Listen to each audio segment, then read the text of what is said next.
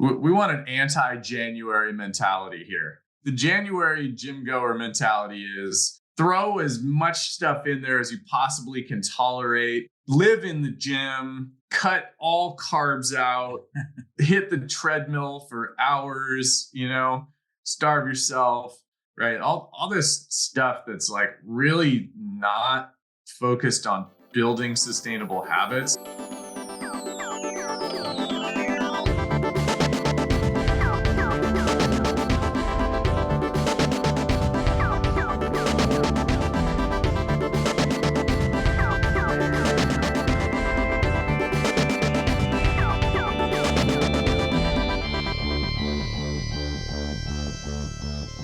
We are about to launch. All right, intro time. Solo round. Yeah! What's up, everybody? TNT Strength in the house. Truth, not trends. That's what we are. Truth, not trends. We're back. You can't stop us. Here we come again. This is Jesse Schmidt and Liam Bauer coming to you straight from Oakland, California. That's right. TNT Studio Live. Changing the world one set at a time. Training outside the box. That's right. This is the podcast where we help you maximize your strength as safely and efficiently. And efficiently. I get to say that. Wait, that wasn't efficient the way we said that. No. Wait, this is the podcast where we train you as safely And efficiently. as possible. Here we go. That was much more efficient. My name is Jesse Schmidt, and I've been a strength coach for 2,538 days. Come on. Are you sure you haven't cracked 3,000 days yet? I'll be Mr. 3,000 next year. Coming up. 360. My car just hit the 100,000 mark this week. I don't know whether that's whatever. Anyway, it just did. I was driving. I looked down at the odometer, and there it was, 100,000 miles, still going. Fun fact, Liam's car is so old, it's actually a stagecoach. That's right. I hit David. I hit one of our clients who just turned 87. I hit him with all those jokes. I was like, when he was born, the prize on the game show was fire. I was like, he's been around since the Beatles, not the band, the life form. Nailed it. Oh, Liam TAKU Bauer, always good for a dad joke. there we go. Today, we got a solo round here. We're going to talk about what the best time of day to work out is. Yeah, and this is important. 6 o'clock, 7 o'clock, pay attention. 8 o'clock, You're gonna find out. 9 o'clock. You're gonna find out what the best time is. Could be 10 o'clock, You've been wondering, and we are here to give you the answer. but not 11 o'clock. Nobody works out at Definitely 11 o'clock. Not 11. Not 11. No one. 11's terrible. Ever. Whatever you do, don't work out at 11. Don't do it. You guys are going to love this episode. Before we get to the episode, though, we want to remind you to check out tntstrength.com to check out our wonderful assortment of nutritional supplements there. That's right. What We can you have find, Liam? 5 incredible supplements. 1, Not 2, 3, 4, 5. 5. Yes. We have, of course, a delicious, nutritious, chocolatey good whey protein. Everybody knows that whey protein is one of the gold standards of high quality food. Remember, protein powder is just food in a powdery form. It's not some weird, special, magical thing. It's just another way to get some food in when you don't want to eat another chicken breast for the day. Slap in a little shake, bam, you'll hit those numbers right away. We also have some probiotics. Gut health is, all the rage these days. People are paying attention to that mind-gut connection. So we want healthy guts. We want our microbiome to be thriving. So get those probiotics in there. Fish oil, of course, is great. We want some omega-3s. Yum. Yummy, friendly fats. So we have a little fish oil out there for you. And of course, creatine monohydrate, the best strength, cognitive benefits, energy, everything you got, the most researched supplement in the world. No fancy fillers, no colors, no flavors, plain old creatine monohydrate. Throw it in your mouth. Was that all 5? And of course, the last one is the D3K2. There we go. Let's get that calcium into your bones, folks. It's We good want for your strong, immunities. strong immunities. Yeah, I never have weak immunities. Never, ever. Remember, we at TNT recommend a high protein whole food diet. But if you got some gaps in your nutrition, these supplements are a great way to go. There you go. Without further ado, let's find out. Let's find out what the best time is to work out. 1 o'clock, 2 o'clock, 3 o'clock, You're gonna have to listen. 4 o'clock. 5:47 p.m. Enjoy the episode, folks.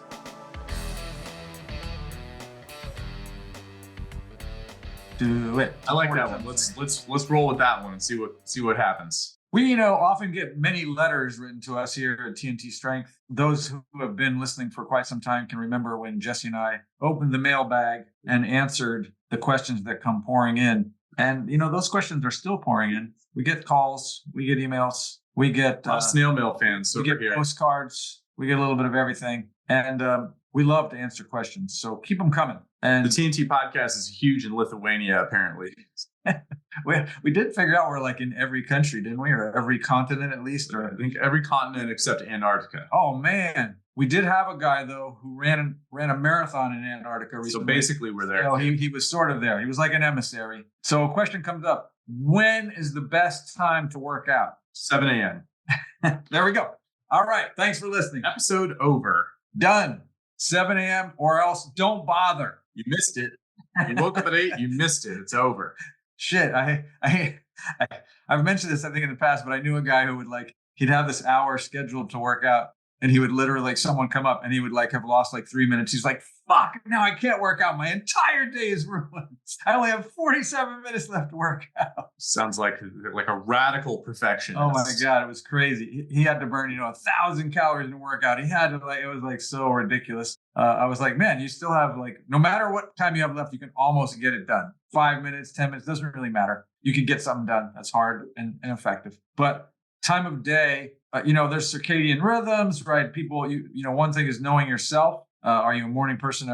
Most of us know at some point after, but we're grown-ups. We have a pretty good idea whether we're morning people or evening people or afternoon people, kind of where our energy lies. Obviously, sometimes those things do not coincide with your actual availability, right? You may be a morning person, but feel like you don't have time, or you may be an evening person or feel like you don't have time or whatever. The best thing to do is find the time that fits your lifestyle and recognize that, where we're coming from is always what's the least amount required to achieve the goal. So we always give you that option to get a very little small time slot, right? We're talking 1% of your available time of your week, 1 or 2%, right? To get a couple 30-minute sessions in, even after you've subtracted. I did a whole little article about it on the blog. Go find it. But anyway, even if you subtracted everything else, like sleep and eat and time and family and traveling and everything else, we got at least 50 hours left over usually in our week. And then a small percentage of the leftover time, we can get those couple 30-minute sessions done. So you want to look at your schedule, find the time of the day that works best for you. And again, it may not match your actual rhythm. I'm a kind of a morning person. I know for me, I need to get those workouts, or ideally I like to get my workouts done before noon.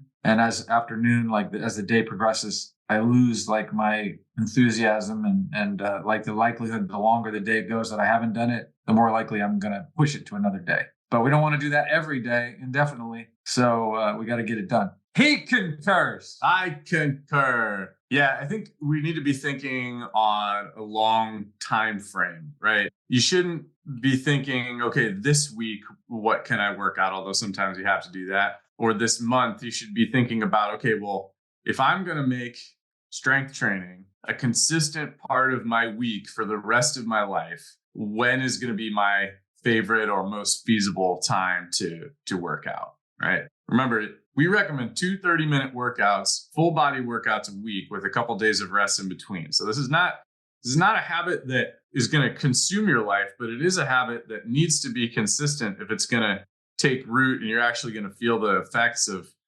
preventing chronic diseases and building muscle and strong bones and all of that stuff. So you could say we want an anti-January mentality here. Okay.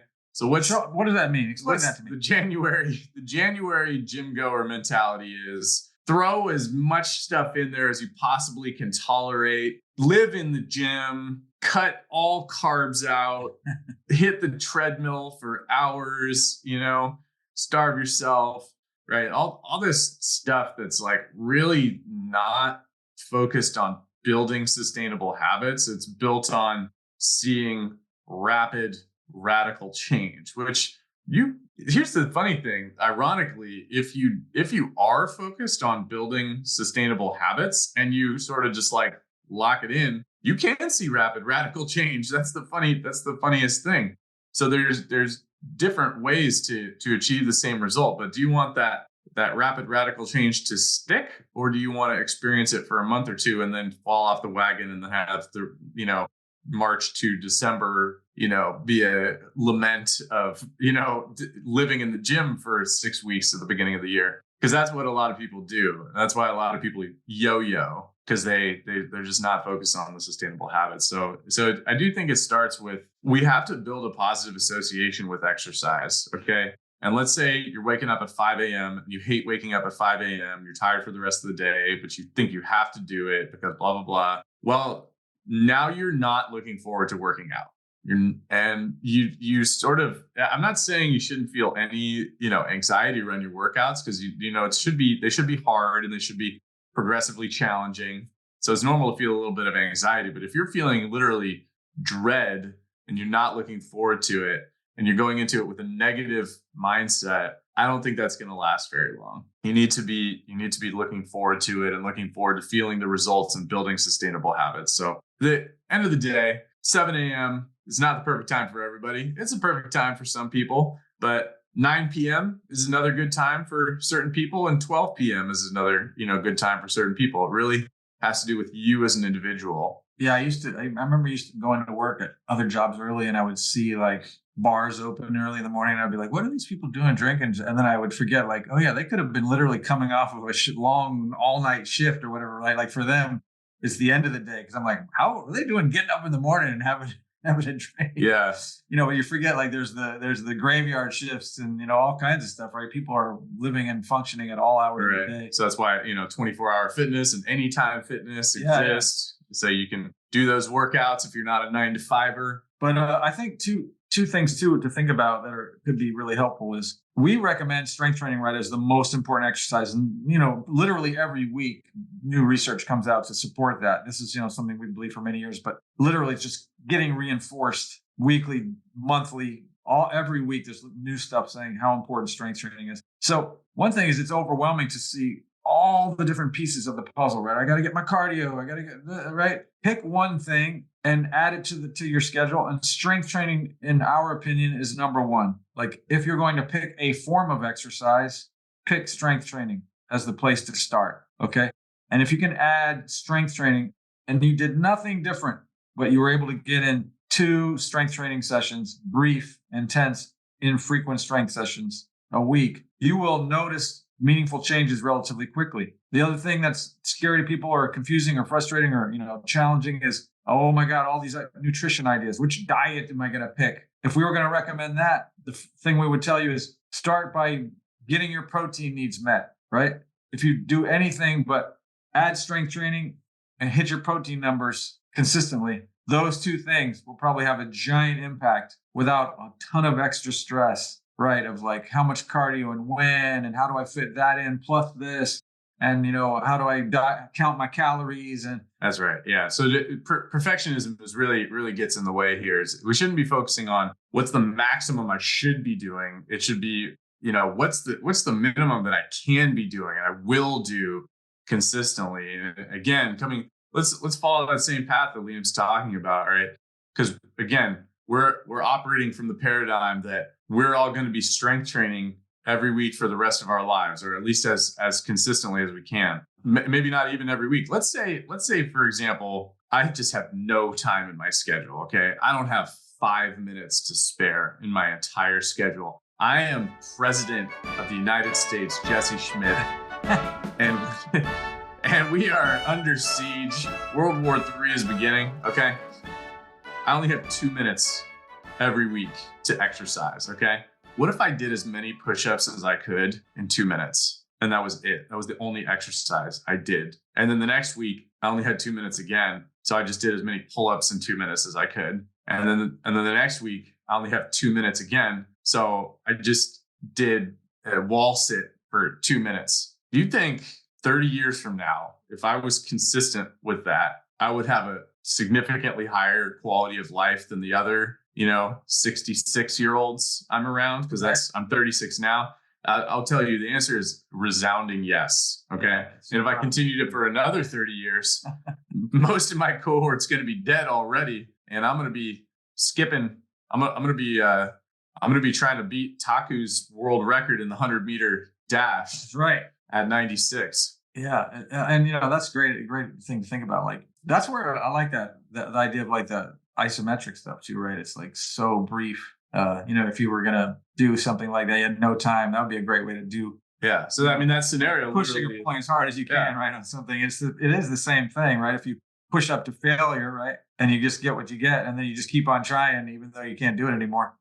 2 minutes is plenty. Yeah. So again, in that scenario, in general, right, what we recommend is 2 30-minute workouts a week with a couple of days of rest in between. But in that scenario I just pitched there, it's just 2 minutes a week, right? Not 60 minutes a week, 2 minutes a week, and 6 minutes or 8 minutes a month, And am I saying you're going to get optimal results that way? Probably not. It would be great to spend a little bit more time and maybe create a little bit more comprehensive of a strength training program. But if the alternative is doing nothing, it's orders of magnitude better to do something. Yeah, that's 7-minute abs. no, but that makes me always think of Dan Millman. My friend always says, like when people are telling him these stories, like I don't have time to do anything. He tells them, do one jumping jack and then sit on the bed, close your eyes and take deep breaths for 30 seconds, right? And then he says, if anyone asks, tell them you worked out your whole body and you meditated, right? So it's like what happens is it kind of builds on itself, right? You realize like I could probably do more than one jumping jack or breathe more than 30 seconds, right? It doesn't take long to recognize that in a little bit of focused time, you do see some benefits, and then it isn't quite as hard or as long to get some stuff in as you think. But yeah, I think it's true. And we'll put ourselves out of business because everybody will start doing push-ups for 2 minutes once a week. Yeah, maybe so. They'll say, never mind.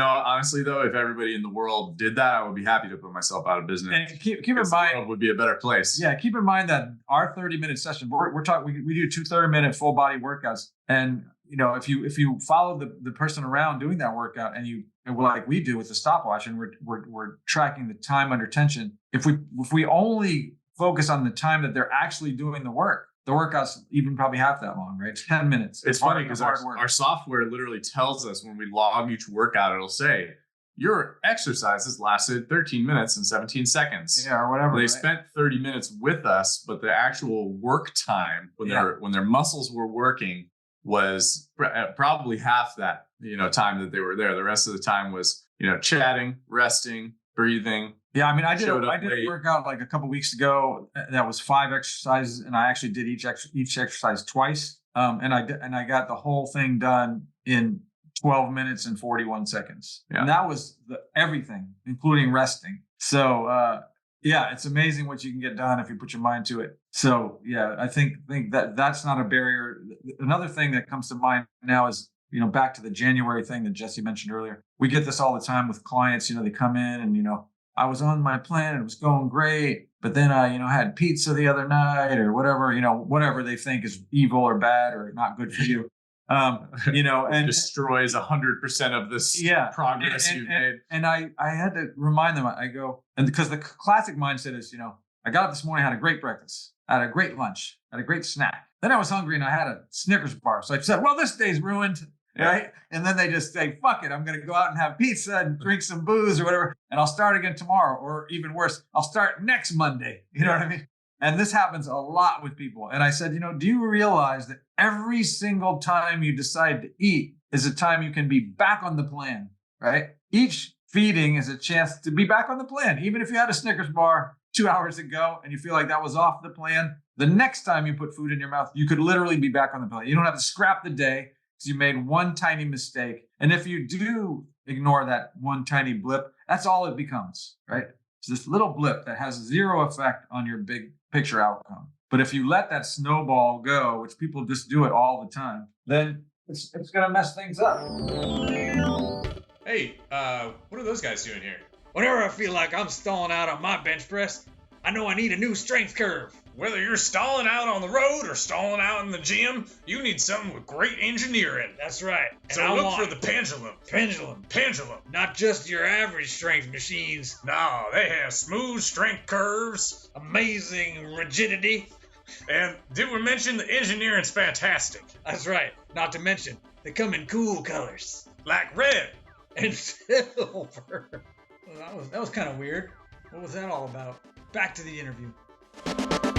A lot of this stuff really, to me, it boils down to stay. It's so important to stay in a positive frame of mind, right? And that obviously that extends beyond just the workouts, but we have to make lifting weights or resistance training, whatever you want to call it, an activity, a habit, a discipline that we look forward to, if not for the experience itself, for the results that it provides, if not for looking good when you're 30 or 40, but for feeling better when you're 60 or 70. And it's tricky to think on that long of a time frame sometimes. As a brief digression, we had a client come in yesterday who he went snowboarding this past weekend, and he took a hard fall. Like, he caught air and basically fell on his head. And it was like a couple feet of air, so it wasn't like doing like an Olympic, like 37 death-defying thing, but he triple got 500. He got out of rotation or whatever, and he like landed on his head and shoulder, and he wasn't hurt. We've heard this stuff before from clients who we had a guy. This guy I'm talking about now, he's in his 30s, but we had a guy a couple of years ago in his 70s take a hard fall skiing, and he was amazed that he was completely unhurt. And I was like, to both of these guys, I reminded him, I was like, look, imagine if you hadn't been strength training. Imagine if you hadn't been strengthening your neck like we do here at the TNT studio. We might have been having a different conversation. We might not have seen you for a couple months. Yeah. So it's just like it's hard to quantify those kind of acute injuries, with something like skiing. It's also challenging to quantify all the struggles that you didn't have on the path to being 60, 70, 80, 90 years old if you've been strength training consistently. But what I can say is that if you can find the right time for yourself to work out and do it consistently, you will most likely have a significantly higher quality of life when you reach that golden age of 80 years old. They say you get 4,000 weeks, right? That's about 80 years. And the 80-year-olds we know here at TNT, they're in a lot better shape than your average 80-year-old. Yeah, and I think they know it and appreciate it. Another thing I wanted to talk about is, which is kind of related to like the best time of day to work out, is like eating around your workouts, which is another thing that people try to make these like blanket statements about, but I think is also highly subjective. Right, like you got to have the post-workout protein shake or that's or whatever. And that's, to me, that one is kind of like the whole, because at TNT we typically do one single set to muscular failure and then move on to the next exercise. So sometimes people wonder like, well, should I be doing more sets? And we say, yeah, you can, right? Just make sure you work as hard as you can in one of those sets. But if you do the first one to muscular failure, truly you work to muscular failure, you've got about 99% of the benefit of that exercise. And so if you do additional volume, you're really just, cracking away at that 1%, which for us is not generally a good use of time. But if you want to get, try to get as close to 100% of the value out of the exercise as you can. So it's kind of similar to, if you want to build as much muscle as possible, you can drink your protein shake within 30 minutes or an hour before or after your workout. And that'll help you crack into that 1% of extra benefit, but really we should just be focusing on 24-hour intervals in terms of getting the proper, amount of protein and calories that we need on a regular basis. Again, back to that same thing, right? You messed up, you had the Snickers bar and you didn't get the protein you thought you needed. Bump it up a little on the next meal. You know what I mean? Have an extra shake. It's really not hard to fill in those gaps. And and a lot of people ask all the time, should I eat before or after, or does it matter? Or I don't know. And honestly, it's the real answer is it's personal, right? Like I can work out and I feel like my workouts are just as good whether I'm fasted or not. Some people feel like they really have to have some little bit of fuel in there. Some people feel like it makes them nauseous if they have eaten too much. So, you have to experiment and find out for yourself what the right amount of fuel, what the right type of fuel for you, whether you need it or don't need it. And again, all these things are an experiment of one, right? You have to, only you you're the only one that matters, how it works for you. So figure it out and practice. Try what happens and, write stuff down. Yeah, exactly. I had a bowl of oatmeal for breakfast. My workout was better. or it was worse or whatever, right? Just, pay attention. And then you'll start to figure it out. And pretty soon you'll know, the best thing for me is a good cup of coffee or whatever, right? And then you're good to go. And another person might need a banana or whatever, a hard-boiled egg. It doesn't matter. Some people need something, some people don't. Figure that out by paying attention and practicing and experimenting. Yeah, so that's one of, that we talk about taking note of the quality or the quantitative things, in workouts, like how much weight you're lifting on each lift and how many reps you did or how much time under tension you did in your sets. But the qualitative things are important too. And we have clients who, I know there's one guy we have who, he works out at noon or 1 p.m. and he doesn't eat anything until after that workout. And he does great workouts fasted and he feels good. And if he's closer to the workout, then he feels nauseous. So I've known people if they eat within a couple hours of the workout, they feel nauseous when they work out. But if they're fasted, they feel better. I personally could eat immediately before, or I've even eaten a banana during my workout before, and I feel good because if I have too few calories in my stomach, I just don't feel like I have the best workout.